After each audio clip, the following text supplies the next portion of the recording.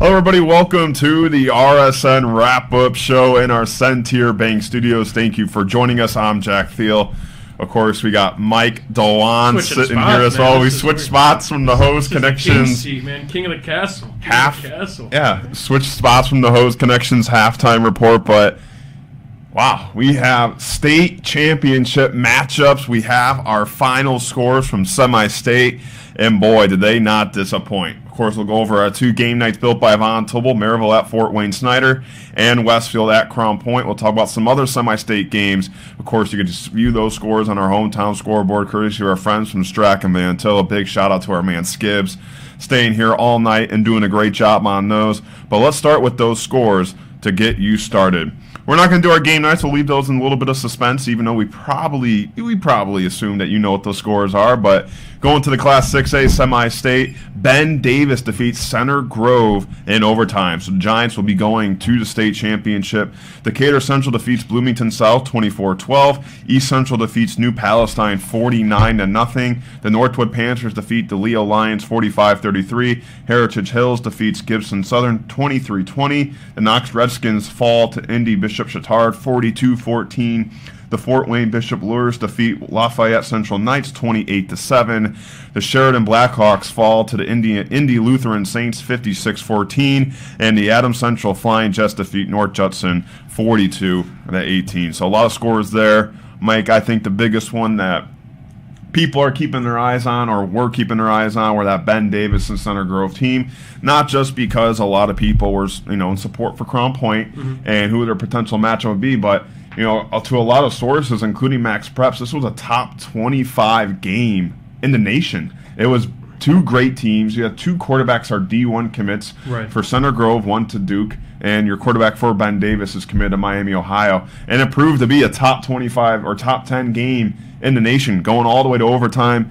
Ben Davis, they were up 28-17 in the third quarter, and all of a sudden Center Grove had a 31-28 lead. Ben Davis had a late field goal to tie the game. They went to overtime. Center Grove kicked a field goal in their first possession in overtime, and on the first play, Ben Davis threw a touchdown to win the game. But still, a great game overall, and this is something we expected.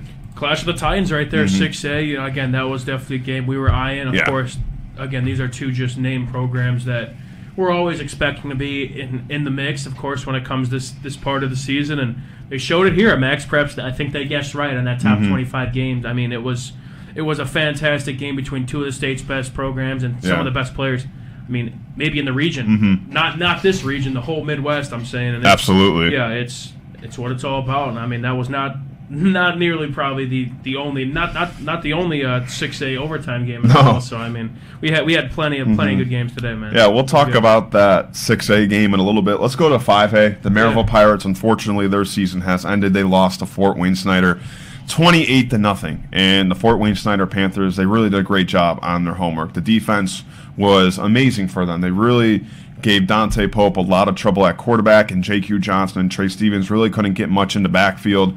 And for this Maryville defense, they did a great job in that first half, only down by 7. And, it was kind of bend, don't break, but, there's only so much pressure you can put on a team to not break in terms of your defense. And I think that's what happened tonight. I think the defense was doing all they could. They were doing as much as they could, just because this was a defense we talked about, very stout all year long. And when you're still playing stout all year long and your offense isn't giving you any momentum, any juice to kind of get you out there, you're going to break a little bit. And I think we saw that from Maryville. The defense was doing its job, but the offense, like I said, give credit to Fort Wayne Snyder's defense, was doing their job excellently. Yeah, you can't rely on one unit only. Again, it's complementary football, and a lot of these teams are here because they played that up to this point. I mean, Maryville, again, we talked about their offense, a roller coaster ride a little bit this year, but it's, they started off kind of shaky, of course, the first 2 good weeks in the non-conference play, but then since week 6, they scored 24 points in every game. That was not the case tonight. If you're planning to lay a goose egg, it should not be in playoff football. And again, credit to Fort Wayne Snyder. That defense shows, just how fantastic they are. They showed last week, of course, against Mishawaka, holding them to under, I think at 120 rushing yards when they average almost 300. And then they show this week, they shut down a pretty solid Maryville offense that has been playing good football at the right time. So it stings for Maryville, man. It's what's that? 8 straight semi-state losses. Yeah, I mean, it's so unfortunate. I mean, again, it's just the way it is. You got those Achilles heel in that semi-state kind of area, that 5A bracket, But I think this Maryville Pirate team, they lose a couple guys. Trey Stevens, Terrell Elmore, and Roshan McGee, just to name a few. Dante Pope as well are all seniors leaving for graduation. But they got some young guys on this team, and again, I expect this Maryville Pirate team maybe. Again, they're going to compete in the DAC, as always, with Brad Cease. At the helm. They're going to do what they could do. But they got some guys, again, to make some noise, and who knows, maybe find themselves in this spot next year. And, hey, maybe make a trip to Lucas Oil. But nonetheless, I mean, credit to both teams. Snyder, though, that they're a real threat come next week. I was going to ask you kind of where does this leave them, just because, look, obviously it's a sour taste in your mouth losing that type of a game at semi-state. You're 1 win away from state. But how are you still rewarding yourself for a successful year? Like I said, obviously the goal is to win state championships. Of course. But at the end of the day, what Maryville did was still impressive. Being one of the final 4 teams in Class 5A and defeating one of their rivals to get there in Valpo, who defeated them last year, ending their season. You got to give credit where credit's due, and I know it's kind of hard to do that in the moment just because you lost. Your season's over and you're 1 win away, but I think at the end of the day, you still have to try and find, I'm a half glass full kind of guy, but you gotta find that, that reward, and that is a reward. The way they played, they deserve to be celebrated because, they were one of the best teams in Northwest Indiana. Right. They hung around there with teams like Valpo and Crown Point and Hanover Central, who were like top 5 in our RSN top 10 for majority of the year. So when you obviously have that tough loss at semi-state going against a really good Fort Wayne Center team, I mean, they were top 15 in the whole state. Yeah. How do you balance obviously trying to still get better after their loss, improve, but still enjoying the season, just because, like I said, it was still impressive what they did, and they should at least be celebrated for how hard they played and how much success they had on that football field. I mean, that's what I would do. Winning 10 games is not easy, especially beating the reigning 5A champs a week ago, coming back from 10 points in the fourth quarter. Yeah, the competitor in you. Yeah. Of course you want it all. You want the blue rings. You want all the hype. You want to play in Lucas Oil and walk out on top, but only 6 teams in the state could do that. And I mean, it's, of course, again, that's the end goal for every program in the state, but it's just such a select company, and you just have to take with what you could do. I mean, again, it stinks. It's a killer for those seniors, and especially, Brad Cease and just that whole staff, again, to find themselves in this position and just let it go again. But nonetheless, I mean, this Maryville Pirate team, again, a very solid year, one of the more consistent programs, I mean, in the area. I mean, again, I believe they have, I think it's 5 or 6. I get them mixed up with Bethel, but 5 or 6 straight sectional titles. Now another regional title. I mean, this program's always up and coming. I mean, I'm just hoping for them to take the next step, and hopefully they use this loss as a learning lesson for that next year's team. But nonetheless, again, this Pirate team, again, another solid year for Brad Cease's group. I think what also is just so tough for them is now this is the 3rd time in Maryville history where their season has ended because of Fort Wayne Snyder and semi-state. Obviously we talk about them not being able to make a state. They've had 8 straight trips to semi-state where they've lost, and you have that also hanging over you. So you have those 8 straight losses in one setting, the semi-state games, and now you have 3 losses in your school history against one team who has ended your season. So it's kind of tough to find, I think, those, like I said, those good moments, just because you want to beat this team. You wanted to kind of reverse the script a little bit, because go back all the way to 2012. That's the last time these teams played. It was that 42-39 game back in 2012 in semi-state. Yep. And you want to reverse your fortune that game. But unfortunately, Maryville couldn't do that. So it's unfortunate their season's over. I know you and I had so much fun talking about them and just covering them, because, it was a pleasure. Dante Pope, J.Q. Johnson, Terrell Elmore, Trey Stevens, Jalen Ramsey, John Peters. This team was so good, and unfortunately they couldn't make it to state. But still, this was a great football team, and they deserve every bit of celebration. Yeah, they won't be done here. No. I'm telling you that. They got some young guys, some tough replacements, of course, some D1 guys and some all-area guys, all-state. But, I trust this group a lot. Again, a very consistent in a positive manner Maryville Pirate program right now, and I think they'll be just fine. Again, it's a lesson, but they'll be okay. Well, I feel like a lot of our viewers on the show are waiting for us to talk about one team. The Crown Point Bulldogs are going to state. They defeated Westfield in overtime, and wow, what a game that was at the Dog Pound. got a lot of people texting me about this game now. I see you smiling over there, man. I see you checking your phone. A lot of my good friends, one of them is a teacher in that Crown Point School Corporation. He, big Crown Point Bulldog guy. So he was at the square. He was watching the game actually at one of the bars in Crown Point. So I know he's super excited, but I know the whole city is. You and I have been talking about it since Region Football Weekly last night. How this community is so involved in their football team and their athletics as a whole. How much the 1988 team has pitched in this week. Right. How much of all the shops have pitched in and all the food places, have been making food for these players after practices. And, well, they get one more week of football. They're still undefeated. I know Crown Point's buzzing right now. You and I said that the square might look like a Super Bowl parade party. It's getting there, man. I'm not sure what it looks like right now, but I can tell you there's a lot of excitement in Crown Point, Indiana. A lot of red, man. Much respect to the Crown Point Bulldogs and Westfield Shamrocks. That was a fantastic game. And Crown Point, again, they started off pretty hot. Again, of course, they're up 17-0 at one point. You and I were talking about at the halftime show. They had to put them away. And when Westfield was, they had a couple plays where, again, momentum was shifting and Westfield clawed their way back in. And, man, Crown Point, they did their job in overtime. That's not an easy task to go to overtime on a team that is clawing back from 17 down. But they just find a way, man. Defense was fantastic. Offense did their job again.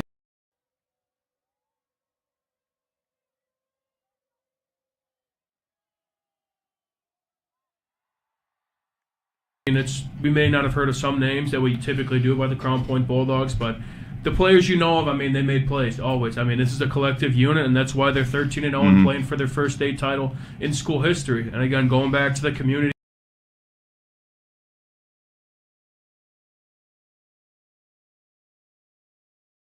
Football wasn't, I wasn't say at the top of their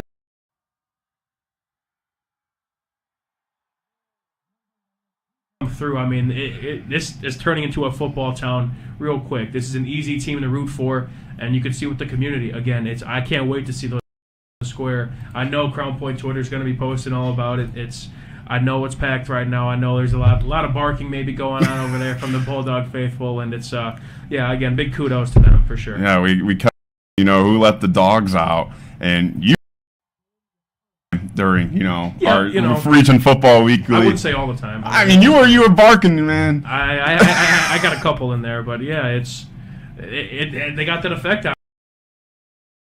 Dog fever, it looks like, but yeah, it's a very likable team, and again, they do got a big bad beast waiting for them. We could talk about that a little bit later, but live it up right now, Crown Point, and get back to work come film tomorrow. Yeah, as our viewers are seeing these highlights right now, a couple huge plays. Gibbs on Crown Point was huge. He had stepped up big. Yeah, 2 touchdowns. Or to Clark, everyone that we have been talking about for this Crown Point team came up crucial. You want to talk about a team that is well-rounded, a team that can really use everybody's out there, all the roster guys. That's Crown Point. Obviously the Ellisons, the Ehrlichs, the Deliches, and the Malaskis and Clark brothers and everything. But at the end of the day, Crown Point, the reason why they are here is it's been a team effort this whole time. It has not been a one guy, 2 guy, 3 guys. It's been the whole Crown Point Bulldog team. It's a team you want to play for. Community you want to play for. It's a fantastic place to play. And again, I think it just starts with the coach. Again, I got to give credit to Coach Buzz and his staff. They're just doing a fantastic job over there, and it's. Again, those are just guys you want to play for, community you want to play for, town you want to play for. Those are people that they have your back, and those kids know it. Again, just such kudos to them. That's a fantastic feeling that only so few people could even get to experience. Absolutely. Again, playing at Lucas Oil, it does not get much better than that. We talked about the last time they won a regional game was 1988, so it's been a while for these Bulldogs. What were you doing then, man? I don't know. I wasn't doing much. You ask my parents what they were doing. I think my parents were in high school at that point. Yeah, it's crazy, man. It's crazy how this program is. Again, it was. I wouldn't say a mid-level program, but there are years where you don't see this at all. Yeah. You don't go to state every year, and again, their first regional since '88 and their first state championship game appearance ever. So again, big ups to Crown Point. Yeah, we can keep saying it because it is the truth. Because this is such a great season for them. This is something we don't see often from this Class 6A, maybe in the lower classes. Yeah, at 6A, I want to say the last top of the class or biggest school class. I don't know how classes were divvied up back then, but I think if I remember correctly, I believe a Portage team in the late 70s was the last team in Indiana's highest class size to go the distance. Valpo was 5A, but I think Portage was the last one at the 6A or the highest class level to go the distance. So I'm interested to see what Crown Point could do, but gotta meet Ben Davis. Man, that's always a name of a team that is very, very familiar with the state title game, and I'm sure we will definitely get into them on our. What are we gonna do about Region Football Week this week? I don't know. We got to figure it out. But for our viewers right now, Thanksgiving, man, I think we're taking off. For our viewers right now, they are watching right now the game-winning touchdown. It was that QB sneak by Noah Ehrlich. That was huge for them. I mean, him being able to keep himself up on his feet and score that touchdown. He's a tough runner. And now we're going to show the game-winning play. That was 4th and goal for Westfield. Jackson Gilbert, he tried to extend the play as much as possible. He ran to the right side, and he gave his receiver an opportunity, to say the least. But it's great defense. I believe that was Jones, one of the guys on the coverage. And like we said, it's a total team effort by these Crown Point Bulldogs. And as you can see, he rolls to his right here. He had number 15, but yeah, just swatted away by number 5 Jones for the Crown Point Bulldogs. Fantastic. And that gives them a trip to state. Yeah, Jacob Jones, man, he's been playing very well. I think the Andrean transfer last year, again, a very talented receiver, just has track speed, but he's also a fantastic DB. Again, anybody playing two ways in the deck is a dog, and Jacob Jones is one of them. He made a big play last week against Penn. He also had a touchdown tonight, and of course that big swat away in the final play of the game. He's playing good football at the right time, and another name to add to that long list of Bulldogs that is just playing fantastic ball on this magical run. How do you think those kids are feeling? They gotta feel like they're like rock stars out there. I mean, I'd like an ounce of what they're feeling. I wonder if Zach Zanelli, you call him Z. I wonder if he's still out there, stuck in traffic, trying to get out of there. That's gotta be tough coming home. I know he lives out in Crown Point, so he might have got home pretty nicely. But that score is definitely popping right now. I know a lot of bars had the games on, and it's again, the community, man. They're bought in. They're bought into these Bulldogs, and I don't blame them. I don't blame them at all. Yeah, I never would have thought I'd had this many text messages from people about Crown Point going to state. I mean, you could tell how many people, some of my friends aren't even from Crown Point. So for them to be this indulged into the football team, it just means so much for the 219 area, for the region. You know, obviously you want your current high school or the high school you went to as a kid to win, but when you have a school representing the region, everyone becomes a fan of that team. I completely agree. I think it's a little bit different like when I was playing. And I don't want to go back to my day, but as a player, of course you want to be competitive. You want to be the team everyone's rooting for you. But once you kind of get older, you kind of realize, they're just putting us on the map. We're all in this together, and they're putting the region on the map. So I know those players that maybe not be having this opportunity. They may, they'll get over that maybe sour taste in their mouth, like I had. But again, once it comes with age, and you realize how special any run of any team is making, and this again as magical as it gets for Crown Point. And to speak how magical that is, myself and all my friends were Indians. We went to Lake Central High School. I know. And we're all excited and pumped highly, man. For a rival team. We're so excited and pumped because this is truly just such a significant and such a special moment for the Crown Point Bulldogs. And yes, they do have to face the big bad Giants of Ben Davis, and it's going to be a tall task. But still, this whole week is going to be a celebration for them all the way up in Lucas Oil. They'll play on Saturday night. We'll talk about that in a little bit. But still, what they've accomplished all the way up until tonight is something few teams can say, especially in Class 6A. That's one of the hardest classes to win, and we talk about it all the time. And look, the road has not been easy for them. You had to face a Lafayette Jefferson team that ended your season last year. Had to face Lake Central. That was pretty easy for them. And then they had to play Penn. Go to Penn, I should say. Their first road game in over a month. And then Westfield, a top 5 team in the state of Indiana, they defeat in overtime.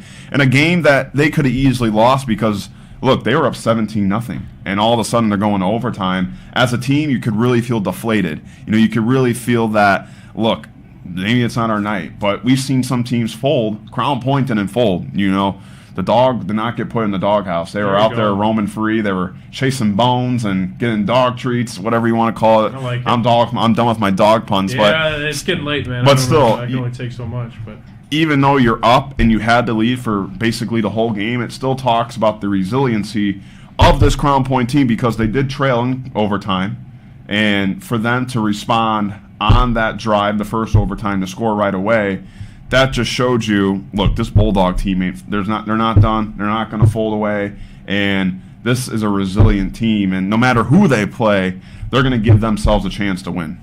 That's it, man. I mean, they're here for a reason, 13-0. They know how to win.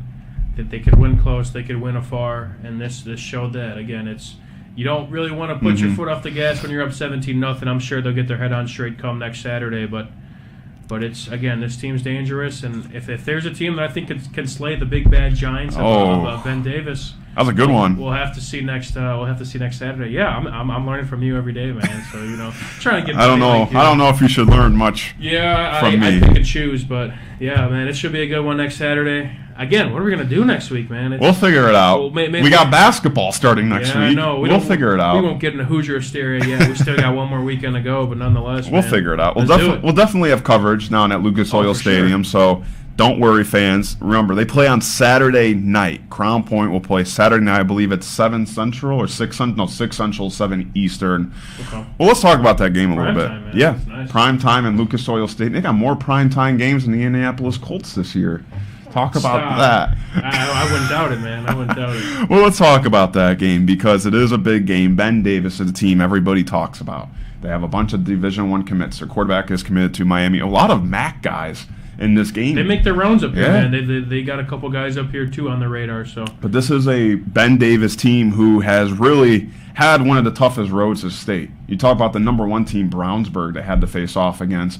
And then, obviously, tonight with Center Grove. I mean, that's 2 top 5 teams you have to face just to get the state. Not even win state, just to get the state. And, look, a lot of people did say tonight was the state championship between those 2 teams, and I don't think that's the case because, look, Crown Point's undefeated at the end of the day. You can knock them off for who they've played, and obviously maybe the DAC doesn't compare to those teams in Indianapolis, but you still have to win a football game at the end of the night, and that's what they've done. They've won 13 games this year, and at the end of the day, they're one of the only teams in the whole state of Indiana remaining undefeated. But it is hard to deny how good Ben Davis is all the years. I mean, they are just a powerhouse of a program. They are loaded with Division I guys. Next year, actually, the class of 2025, they have the number 1 Indiana high school football player. He's a secondary. So that just tells you how good this Ben Davis team is. It's going to be a good one. I think this is going to be a lot closer than maybe people think. Both teams are coming off a hard-fought game. Both overtime wins for both teams. And, look, I get it. It's maybe a little closer for Ben Davis in terms of Lucas Oil Stadium. But I'll tell you one thing, it being on a Saturday night, that helps the Bulldogs a lot because you don't have to worry about school or leaving right after work. Honestly, Crown Point, they get Friday night off. I believe they'll probably travel. Yeah, I want to say teams get down there a couple days earlier. There's kind of immediate But you don't have to worry about the turnaround of getting out of class, getting your gear, going straight to the bus, and then having that long bus ride. For Crown Point, they have a chance to kind of take it in, take all the excitement, all the festivities. Correct. Probably watch some football Friday night, kind of get a feel of the atmosphere.